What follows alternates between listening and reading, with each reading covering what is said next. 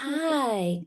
Hi. So Hi. we're finally doing it. Can you imagine? It's been like a month since we agreed to do this thing together, right? Yeah, exactly. So welcome to our pod. I wonder, do we have a name? I don't think so. I used to have a name, something like Discover Your Team, maybe or something, but I think it's still kind of in the makings. It has this kind of cozy vibe, this whole project. So we'll see where it takes us. But welcome, of course. And here we are finally.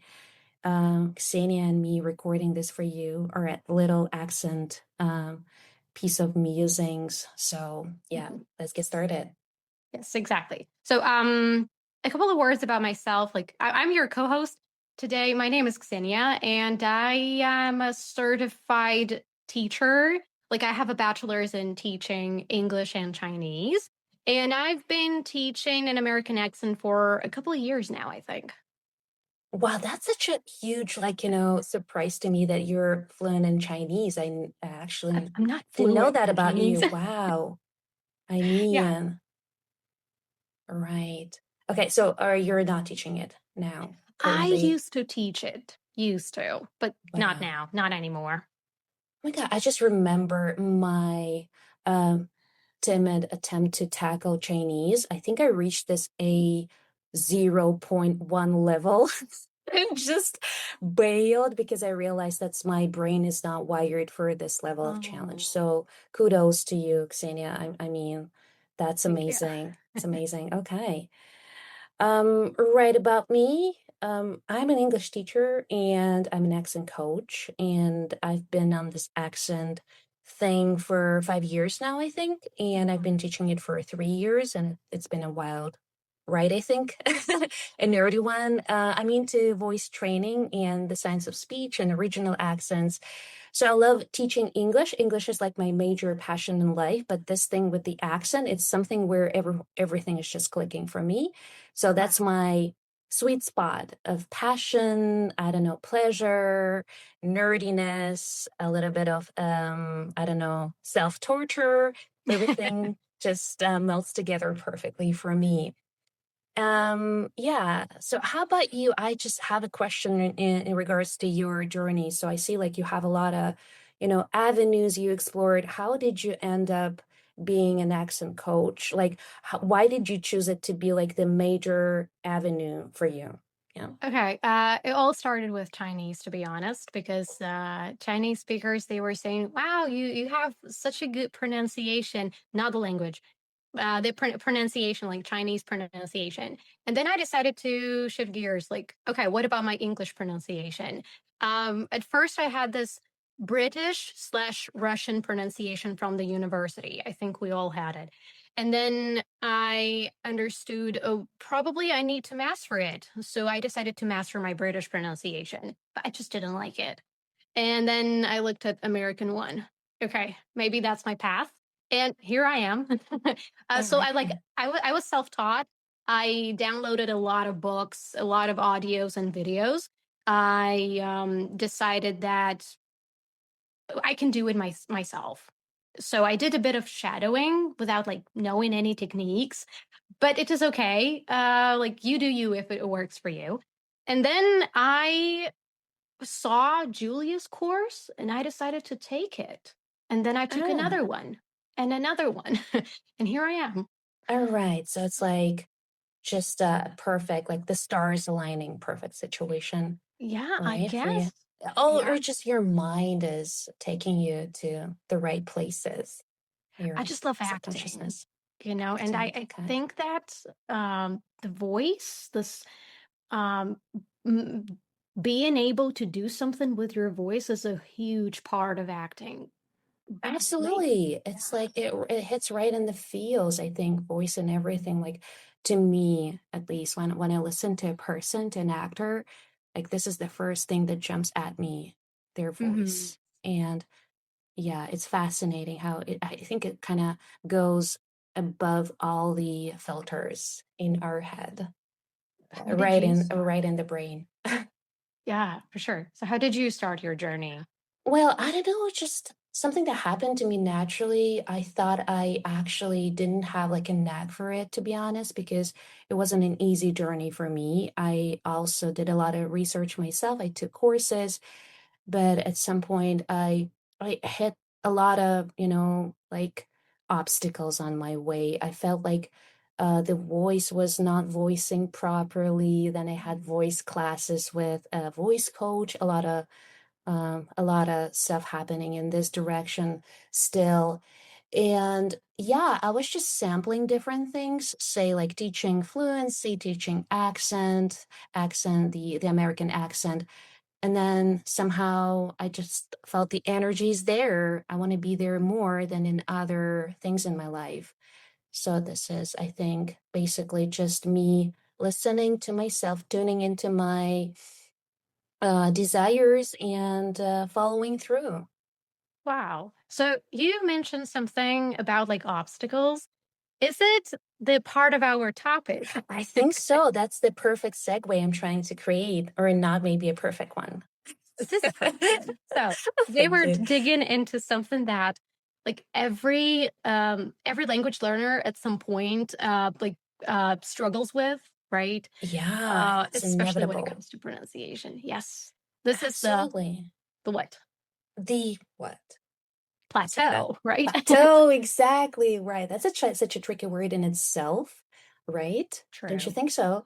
Because it Yeah. has this unstressed ah, and this is one thing that I drill the heck out of my students, like with the words like ambitious or magnificent or Mm, pandemic. All yeah. right, so this word is tricky. It's just a tangent. I'm sorry. Yeah. Anyways, I agree. This is the wall that everyone hits at some point, or maybe even like multiple walls you have to hit. Yeah. Yeah. Yeah. Because I think everybody knows and everybody hit this not pronunciation plateau, but intermediate level plateau in learning Yes. English. Or I'd say even B2. It's also the case when you're trying to jump like a leapfrog into the next level, C1, which just feels so insurmountable, like this leap of faith, whatever. So I think there are multiple, but the most famous one, you're right, intermediate. For Yeah. sure. It's like when you Yeah. hit the ceiling. Yeah. Right. Or it's to me, it's like when your progress flatlines. You're not a beginner anymore, you know, like the basics and everything, but your aha moments, they just dry up at some point.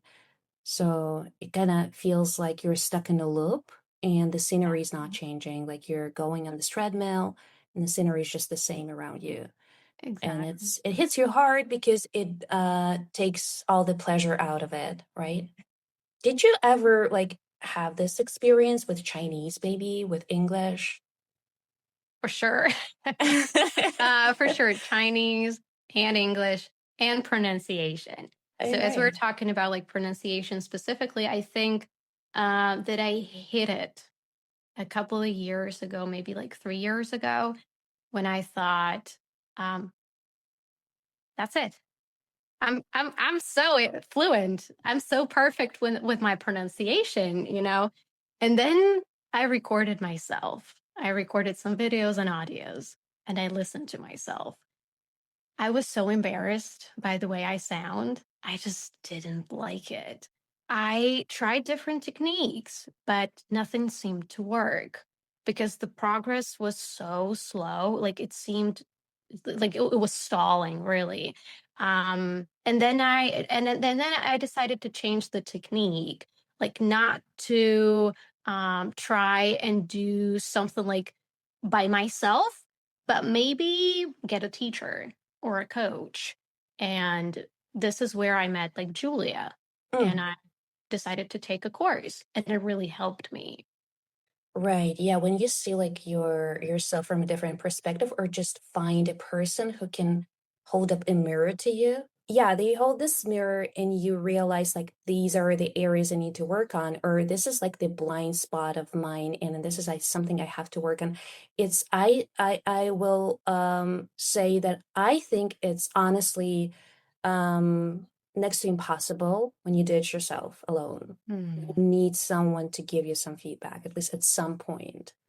Yeah, for there sure. are rare gems. Like I really it's just applauding you that you self-taught your way through so much. But I am a person who needs hand holding. I need someone to hold my hand and help me figure out things that are not working for me personally. Hmm. So that's why it's great that you mentioned that the course helped you push through the this thing, plateau thing, right? Have you ever experienced it? Of course, but for me, like I remember this clear moment, of frustration when I started to hear the difference, like the way I pronounce something, which is not exactly right. It's Mm, not like fitting into this mold of correctness in my head. I listen to the native speakers and I hear that they pronounce it differently, but I can't reproduce it with my muscles because my muscle memory, my muscles are just fighting back. yeah, You know? And it's like you're trapped in some, I don't know, dungeon of your tongue, of your mouth, in and the you can't abyss. escape. It feels jarring, and this kind of glacial progress is fraying your nerves. I remember Yeah. it clearly. It was a really jarring experience. So yeah, and another thing is when you can nail that in isolation, like you can just pronounce the word correctly, right? The sound, and Mhm. when like you drill it, bend, bend, bend, bend, bend, and it has this lags a sound, but then you record yourself just speaking fluently, and it's all off. It's not clicking anymore, Yeah. and that's another wall I hate hitting. So yeah, I feel for my students when they go through the same experience. Yeah, this frustration, Yeah, especially exactly, frustration. exactly. Yeah. But we will talk about the ways how to cope with that a We'll little bit try later. to. There are Yeah. no one size fits all solution, of course, but there are some guidelines, I guess, some shortcuts we can offer. Yeah. Yeah. So But at the same time, like when you make mistakes, does it mean that you failed? I mean, is it good to really sound 100% native? Or like having a bit of yourself, like your identity, your own accent, doesn't it what makes you you? I don't know. I think it's honestly, I hate to break it to my students, but we'll never sound like natives because it's just not about the accent per se. It's about so many things like your background, your childhood, your memories, your how you feel in your body, your like how you manifest your emotions. It's not gonna be like checking all the boxes situation at some point. You just have to abandon this dream. It can sound natural, it can sound native like, and you have to come to Mhm. terms with that. And honestly, I would hate to give up on my identity and on my history, yeah, on who I am. So, yeah, to me, it's just that the mission is not like possible. It's not like the choice, "Oh, okay, I'm gonna drill myself into this nativeness and I'm gonna sound Mm, native." You can, but there are some pockets of your accent which will still show up at some point when you're tired, when you yeah. sleep deprived, and it's on some days it's just not working for me. I feel like or some days are a real struggle. I don't know about you. How do you feel about it? Is it fluid or you've gained some level and it's pretty solid for you right now and you feel like you always get into this perfect accent mindset? Well, well, let's be real. I'm a perfectionist, right? Okay, all So right. my first instinct would say, of course, I want to strive for perfection. I want to sound 100% native like. But I do understand that this type of a mindset can sometimes, like backfire. If I focus like too much on my perfection, I can get discouraged, especially when I make mistakes. And it's not only about, pronunciation, but it is also about English, like the language, I mean. And it is not only about the English language, the Russian language as well. I do make mistakes in my own native language, and they're connected with everything. So when I see that a student is struggling and like they do not sound perfect, it's absolutely fine. Like, do not get discouraged. It is okay to have a bit of like identity in your voice, that what makes you you, and just give yourself some time, to cope with it. Um, Yeah. yeah, Yeah, totally. And I think it's important to remember that we people, human beings, that we contain multitudes and we're fluid. Yeah, fluid things. And on some days you might sound like native like, but then the next day you might not. And it's totally fine. Yeah, you're not an AI machine to sound a precise way all the time. Yeah, exactly. and as for progress and feeling like you're stuck and you just get bogged down in those little tiny, things that are not rolling off your tongue. I love practicing this, voice diary thing when I ask my students Mm, to record themselves. Like they do record themselves all the time, but still like keeping it somewhere in one place and kind of throwing yourself back into some old recordings and comparing the way you sound now with the way you sounded say like a year ago, and just seeing this kind of tangible thing happening to you and your accent. The reaction is usually like, wow, they're just floored by the difference. So exactly. this is an easy trick, yeah, a little one. You should concentrate on your wins, instead of Exactly. failures, instead of your mistakes, because making a mistake doesn't mean to fail, right? Um, what I love, it's prioritizing. When you concentrate, for example, on one sound instead of everything. So when you do this active speaking, when you record yourself, try to concentrate on one sound instead of everything, because it's just take one step, like one step at a time, right? Because if you concentrate on everything, ah, well, It it becomes will just not happen. scatterbrained. Yeah, Yeah, yeah, scatterbrained. And I'd love to add to that that it doesn't even have to be one sound. It can be one aspect. Say, for example, yeah, aspiration. yeah, Focus on that. Or you're focusing on, I don't know, a certain assimilation thing. And you can, like linking, for example, sounds. You can yeah. also focus on them, not necessarily on one. And you can play around with that. That's a great tip. That's a great tip. Yeah. So yeah, we kind of like jumped into the remedies. Yeah, I feel like we did. Yeah. There was one question I'd love to know your answer Mm. to. Do you have like a sound or a feature which you used to struggle with? Like, your major stumbling block, something that stopped you in your tracks and something that took a lot out of you when you were mastering it. That's a good one. That's a good one, because it's just not, my God. Well, there are several. There are Okay. several. First, of course, this nasal ass sound. I just didn't get it. Oh, And really? yeah, it just took me some time, a couple of days to get through it. And then I nailed it because I Okay. did it really slowly. This is one piece of advice as well.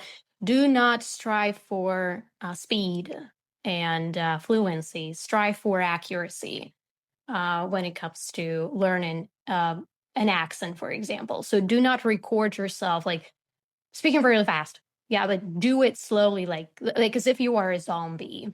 It helps a lot. It Yeah. gives your muscles, your articulators some time, especially your tongue, to adjust to a new sound.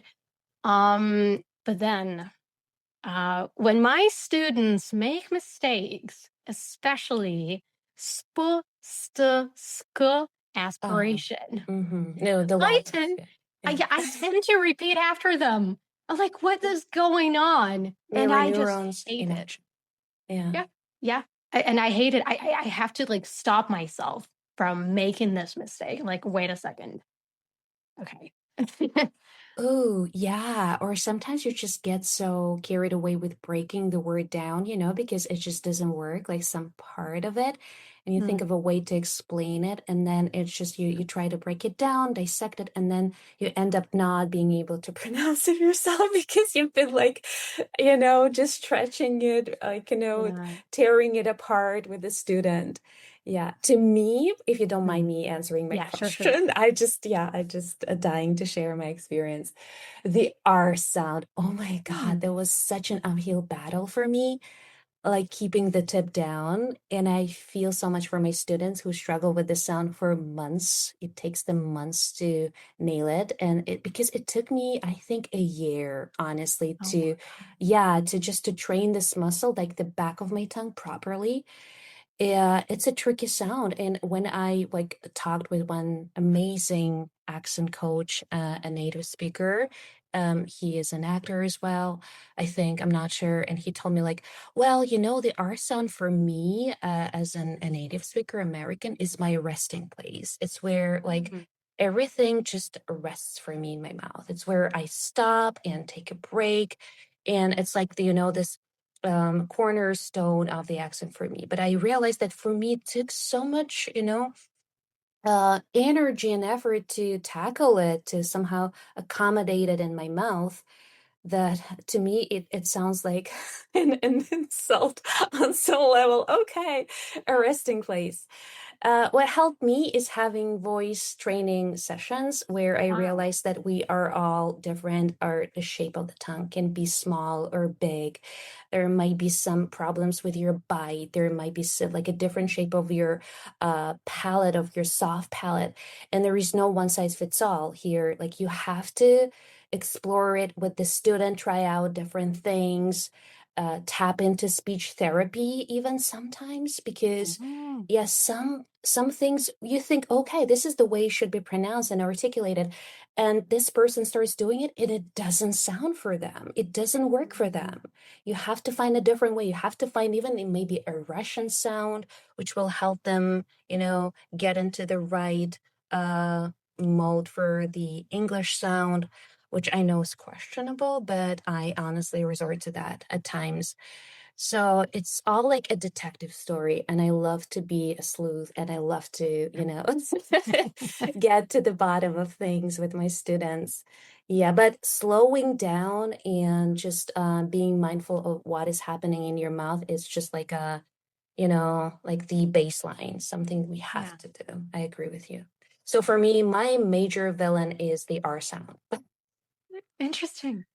Well, Yeah. like I would never even like think so. Wow. Well, yeah, I Interesting. remember even like really shoving the tongue so much back into my throat Uh-huh. that it pushed on my vocal cords, and I had this creaky voice, and it really was like a health hazard. And it took me a while to untangle that. So Wow. yeah, I'm really grateful to my voice coach, and I'm ready to sing praises like everywhere from the rooftops. So I love her. Yeah. That's amazing. That's amazing. Yeah. The sound that you really liked, hate. I like it and I hated it, and I have like a really like loaded relationship with this. Okay. Do you have uh a favorite my sound favorite. I or a love word? all of them. My favorite, another sound I struggled with was the ah sound, like in father, Mm, because the back of the tongue wouldn't just go down. It would just, lift as in the Russian ah. mm, And I remember approaching it from the angle of relaxation. I would relax the muscles here in my jaw muscle, and also like exploring different positions of the tongue without tying it down to the words. For example, just like ah, ah, ah, like doing those exercises. And here goes the tip, the consistency. Yeah, you have to, and I think you agree with me, devote to some time, some pocket of time, like every single day, at yeah. least like 20 minutes. Like for me, it's like a bare minimum. If you can't find 20 minutes every single day, it's not going to work. I hate to break it to you, it's not going to work. What do you think? Um, I totally agree with you on that one. But at the same time, if you say I do not have 20 minutes a day, it means I can skip a day. No, devote even like 1 minute or 2 minutes or like 50 Right. seconds of your time. Still, yeah, do Yeah. that. Do Oh my not skip a gosh. day. You're so yeah, you're so right. I mean, sometimes that just life gets in the way and you can't, but still like even like taking a 1 second break Yeah. and remembering about it and pronouncing a few words can is better than nothing. Yes. Yes, for sure. For sure. For Yeah. sure. Maybe should we talk about the myths and the Okay, let's advice? do that. Yeah. Yeah. Yeah. Okay. So, is there a myth or bad advice about pronunciation that you hate hearing? All right. I'm sure you'll be on the same page with me on this one. I'll say it and you'll piggyback on it, okay? Mhm. Let's try it. So you'll pick it up naturally if you just listen. Just listen and repeat. Oh, Pushing the buttons. that's a good one because that one works for me. Because, you But with know, so many students, it doesn't, right? yes, Yeah. exactly. I think it does. It has to do with having a musical ear. I think yeah, but I mean it can to some extent, but it can create that this kind of in general like this native like sound, but when it comes to specifics, like pinning down Mhm. some tiny things, it's not work. Yeah. It's not enough. It's a great supplement, but it's not a strategy. Yes, it does not. It's like maybe the way of doing the proper shadowing as well. You know, when you concentrate on the sound that the native speaker is pronouncing, um, you just concentrate on the sound in this exact word. But it is important to know the basics, like how to pronounce it, maybe compare it with your own language and where else you can find it. Because the same like flap T, before R, after R, it just sounds completely different, you know? So, It's articulated differently, yeah, right? And yeah, the thing is that some people they think they repeat the right thing, they do not. It's just yeah, they're under the illusion that they're copying the right sound, but they do not. So yeah. yeah. So for me, it's not working. It's a great supplement. It's great to get this exposure and kind of immerse yourself into the American accent. For example, when my students start the course, I tell them flat out, you have to eliminate the British content for now. Yeah, Oh, just the American one. Just the American one. Imagine that you live in the US and you have to surround yourself with like even like proper examples of the American accent. Yeah. Because you want to tune into this general American accent for now. Yeah. Because mhm. it gets really confusing if you try to pile on different accents on that within like the country. So you got to be really mindful because as you told just a few minutes ago, when you listen to your students, you start like kind of repeating their mistakes and imagine like you're so experienced, you are like the goddess of the American accent. And imagine like people who are just starting their journey, like for them, it's so disorienting. Oh, yeah. Yeah. So yeah, it's one thing about repetition. But as for choosing it as your major strategy, I don't think it's going to work. You have to go. Unfortunately, I think you got to get nerdy. Got to at least like learn the parts of your mouth and learn how to operate them. Bonus is that you're boosting your brain along the way. And True, true. yeah, it's just a winner all around, I think. Yeah, when you know the chemistry behind it, Yeah, it is easier. Yeah. of course, of course. Do Well, you know any other myths that come to you? yeah, I know a few, and I really don't know which one to choose, but there is like one that really stands out to me is when people say that to become you should become super loud or Oh, overly expressive in English, to like sound funny. exaggerating things? Yes, but don't get me wrong. Exaggeration can be very helpful at the very beginning. For example, when you open your jaw, when you stretch your mouth a little bit more, you give your tongue, your articulators, a bit more space, like room to maneuver Yeah, like kind of wiggle thing. room. Yeah. Yeah, because your tongue is a muscle and it does not know all the movements. So you need to teach it, right? You need to train it. And if you have a bit more space in your mouth, it can help you greatly. So exaggeration is good at the beginning, I think. It is fine. But when they say that you need to change your identity, you need to become louder, you need to be more like an actress. I just hate it. I hear it pretty often, to be honest, because you do not have to be that person, like if it is not your identity. If you're not extroverted, you can still be quiet in English. You can be calm, you can be shy, and you can still sound beautiful and clear. Mm-hmm, Um, mm-hmm. yeah. Yeah, I totally agree with you. I think that's why it's so important to provide our students with different models for shadowing, showcasing different people with different temperament, with different emotions they're exhibiting. Like shadowing the pieces where people are sad or even crying or like happy or whatever, so they could have this repertoire of voices they can choose from. Mm, But as for exaggeration, I think it comes in handy on like a different stages of your accent journey.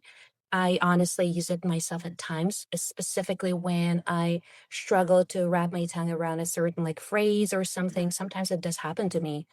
So I have to articulate, I have to somehow activate those, muscles and just, go through it with the extra, precision and then like gradually dial it back.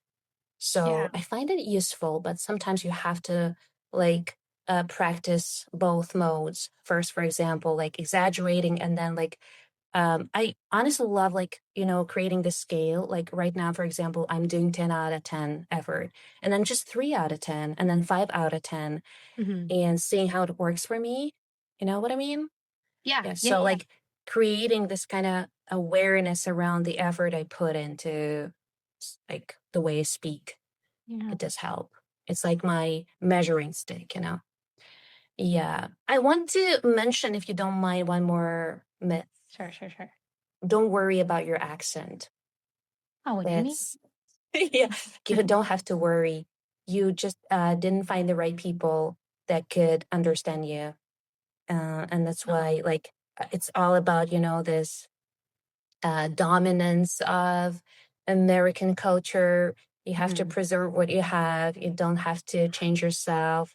You Oh. have to somehow not expect. I don't want to be like kind of critical of that. I just want to say that you have to work to make the system change and the world like embracing different accents, Hmm. like Hmm. not to bend to its will, but more like change the world around you. Yeah.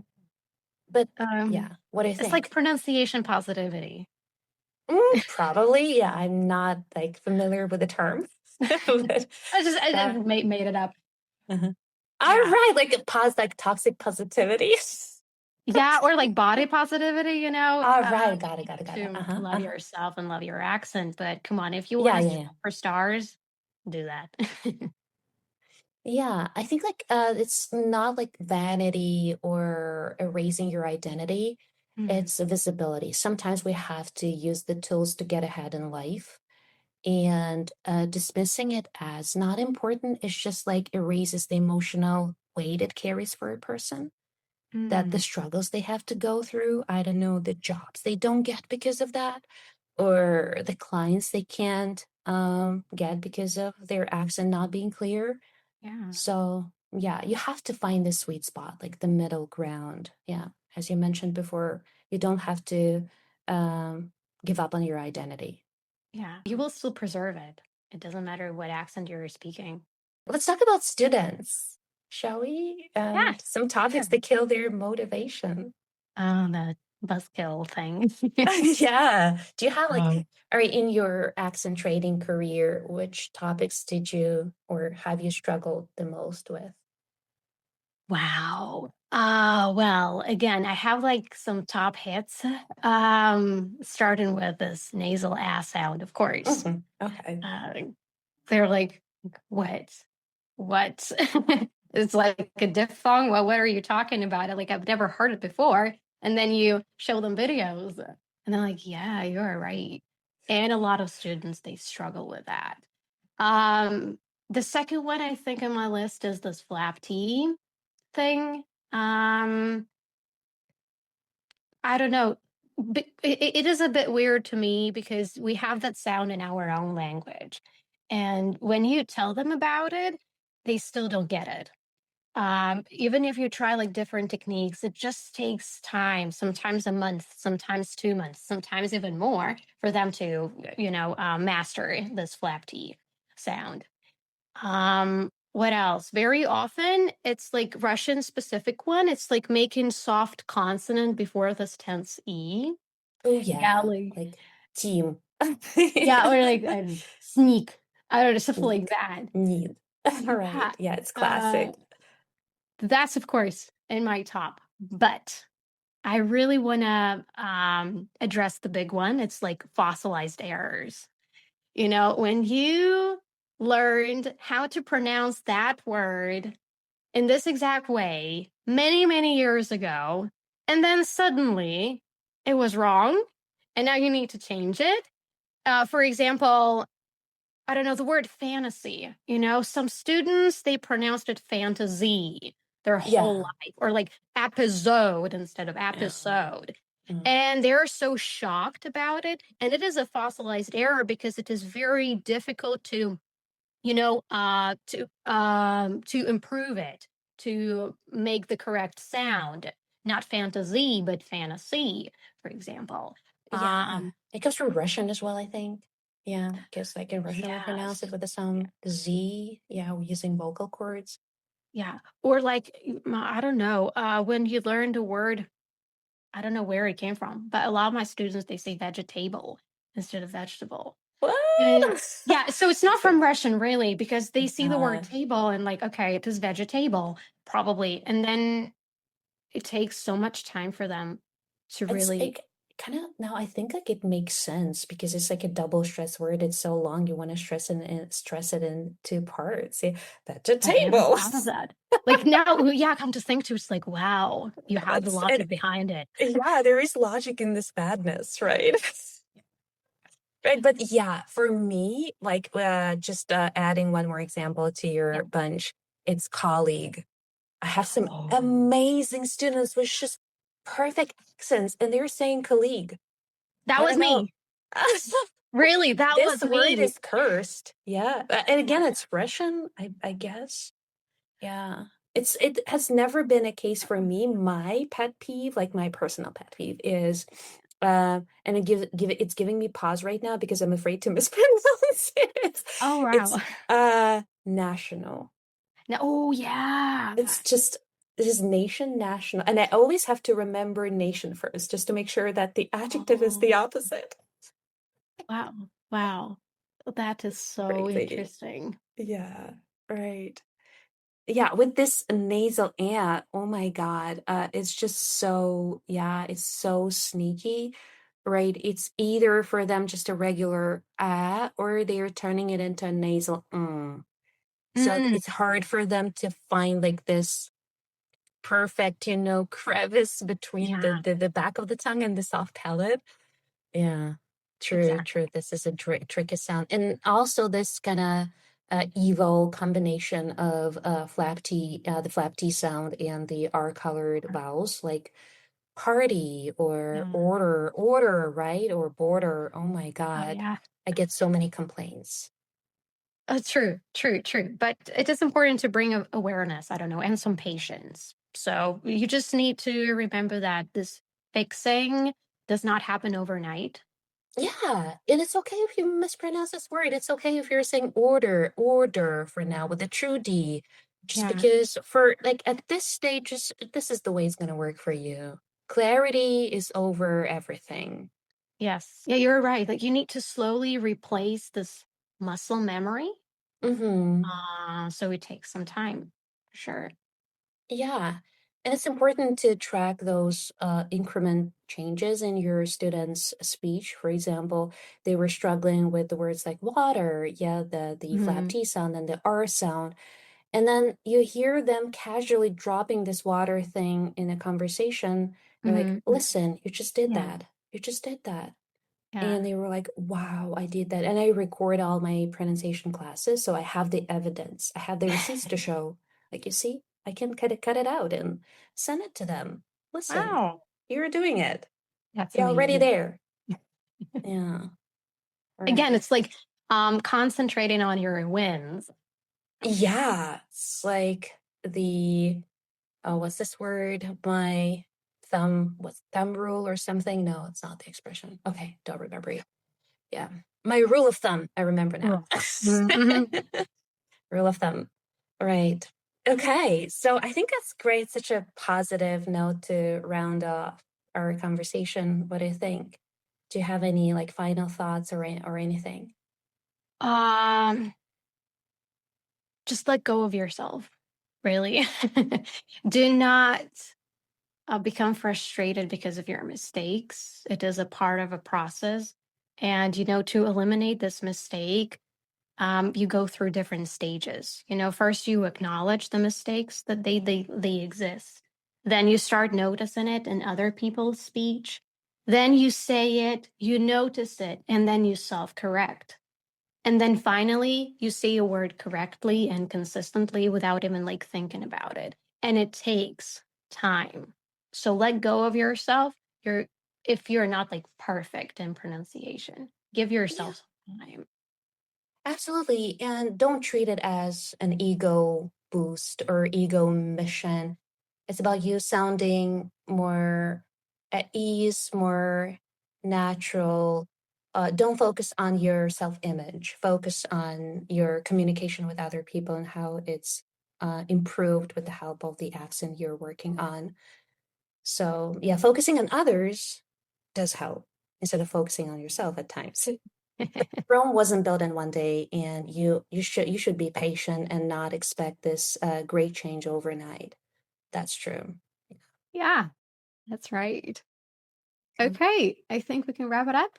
Yeah, thank you so much. That's been pure pleasure talking to you, Ksenia. You're amazing, Likewise. and thank you for being together with me on the team. Thank you. To be like here with you, it's really it's a pleasure. So thank you.